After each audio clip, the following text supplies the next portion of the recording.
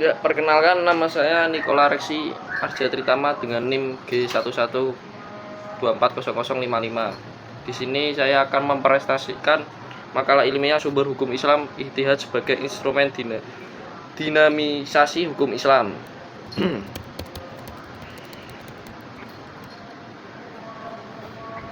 Yang pertama yaitu puji syukur panjat kehadirat Allah Subhanahu wa taala karena atas rahmat dan karunia-Nya makalah ini dapat diselesaikan dengan baik. Makalah ini disusun sebagai bentuk kontribusi ilmiah dalam memahami dan mengembangkan khazanah keilmuan Islam, khususnya mengenai ijtihad sebagai salah satu sumber hukum Islam yang dinamis dan adaptif terhadap perubahan zaman. Penulis menyadari bahwa makalah ini masih kekurangan, oleh karena itu kritik dan saran yang membangun sangat diharapkan dengan kesimpulan karya saya ini. Pendahuluan. Yang pertama yaitu perkembangan zaman membawa perubahan dalam berbagai aspek kehidupan, termasuk dalam ramah hukum. Hukum Islam sebagai sistem hukum yang bersumber dari wahyu ilahi dituntut untuk tetap relevan menjawab tantangan zaman. Oleh karena itu diperlukan metode panggilan hukum yang mampu menyesuaikan dengan konteks kekinian, yaitu ijtihad. Ijtihad bukan hanya sekedar metode, tetapi merupakan refleksi dari kelenturan dan kekayaan instalasi dalam Islam. Dengan ijtihad syarat tidak menjadi kaku, melainkan hidup dan berkembang sesuai dengan maqasid syariah, tujuan-tujuan hukum Islam. Rumusan masalah. Yang pertama, apa pengertian ijtihad dan organisasi dalam hukum Islam? Yang kedua, apa saja syarat dan kualifikasi seorang mujtahid? Yang ketiga, bagaimana jenis dan metode ijtihad dalam praktiknya? Yang keempat, bagaimana relevansi ijtihad terhadap tantangan hukum kontemporer? Tujuan penulisan, menggali pemahaman mendalami tentang konsep ijtihad. Yang kedua, menjelaskan proses dan metode ijtihad secara ilmiah. Yang ketiga, menunjukkan pentingnya ijtihad dalam merespon dinamika sosial. Yang keempat, memberikan solusi hukum berbasis ijtihad dalam masalah modern.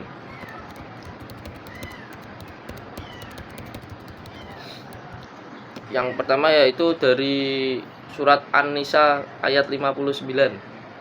Ya ayyuhallazina amanu atiullaha wa atiur rasula wa ulil amri minkum fa in tanazatum fi syai'in faruduhu illahi war rasul in kuntum tu'minuna billahi wal yumil akhir zalika khairum wa ahsanu ta'wil. Yang artinya, wahai orang-orang yang beriman, taatilah Allah dan taatilah Rasulnya serta pemimpin di antara kamu. Kemudian jika kamu berselisih pendapat tentang sesuatu, maka kembalikanlah kepada Allah dan Rasul. Jika kamu benar-benar beriman kepada Allah dan hari kemudian, yang demikian itu lebih utama bagimu dan lebih baik akibatnya. Ayat ini menegaskan pentingnya merujuk kepada Al-Quran dan hadis dalam menyelesaikan masalah hukum. Jika tidak ditemukan nas dan eksplisit, para ulama menggunakan ijtihad sebagai jalan menggali hukum. Yang kedua yaitu kajian teoritis. Yang pertama, definisi ijtihad secara etimologis. Ijtihad berasal dari kata jahada yang berasal secara terminologis. Ijtihad adalah upaya maksimal yang dilakukan oleh seorang mujtahid untuk menetapkan hukum syar'i terhadap suatu persoalan yang tidak dijelaskan secara eksplisit dalam nas Al-Quran dari hadis. Yang kedua, syarat dan kualifikasi mujtahid. Untuk mencapai derajat mujtahid, seorang harus memiliki yang pertama, penguasaan terhadap bahasa Arab secara mendalam. Yang kedua, ilmu tentang Al-Quran, asbun nuzul, dan nafsir. Yang ketiga, ilmu hadis beserta kritik sanad dan matan. Yang ketiga, ilmu hadis beserta kritik sanad dan matan. Yang keempat, pengetahuan tentang ushul fikih, kawid fikhiyah, dan maskahid syariah. Yang kelima, ketajaman logika dan integritas moral. Jenis-jenis ijtihad. Yang pertama, ijtihad mutiak, yang artinya dilakukan oleh mujtahid independen seperti Imam Syafi'i. Yang kedua, ijtihad mazhabi yang artinya dilakukan dalam koridor mazhab tertentu. Yang ketiga, ijtihad jama'i yang artinya ijtihad kolektif oleh para ahli, digunakan dalam fatwa MUI atau keputusan organisasi Islam. Yang keempat, ijtihad kontemporer yang artinya merespon isu modern seperti fintech, syariah, hukum lingkungan, dan bioetika.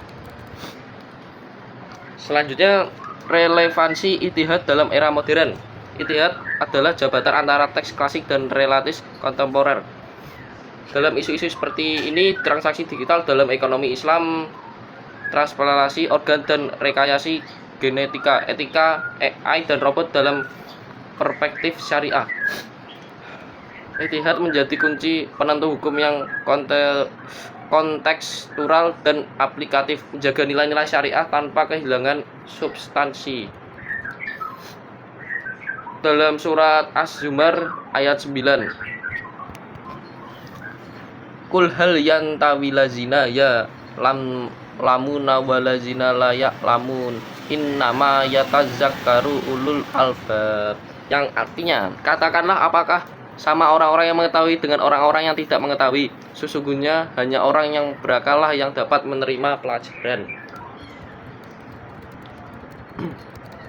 Ijtihad adalah kerja intelektual. Ayat ini menjadi dasar bahwa hanya mereka yang berilmu dan berakal sehat yang mampu memahami dan menetapkan hukum syar'i para mujtahid. Bab 3. Kesimpulan dan saran. Kesimpulan, ijtihad merupakan bukti dari kemajuan intelektual Islam yang tidak membatasi umatnya pada teks semata, tetapi mendorong kajian kritis dan solutif. Untuk setiap personal baru telah menjadi instrumen kita dalam menjaga keberlangsungan dan adaptivitas hukum Islam. Saran, perlu dibentuk lembaga-lembaga ijtihad kolektif dan yang kredibel. Yang kedua, kalangan muda muslim perlu dibekali kalimun usul fikih sebagai fondasi berpikir kritis. Yang ketiga, ijtihad harus dijaga agar tidak keluar dari koridor maqasid syariat dan prinsip-prinsip keadilan. Dalam surahnya pada surah Al-Hasyr ayat 2, Fadabiru ya ulil absar, yang artinya, maka sambillah kejadian itu untuk menjadi pelajaran, wahai orang-orang yang mempunyai wawasan. Ayat ini menyerukan agar umat Islam berpikir dan mengambil pelajaran dari realitas. Ijtihad lahir dari usaha memahami konteks kehidupan yang menggunakan aksi sehat dari wahyu. Sekian presentasi dari saya. Mohon maaf jika ada kesalahan atau kekurangan. Assalamualaikum warahmatullahi wabarakatuh.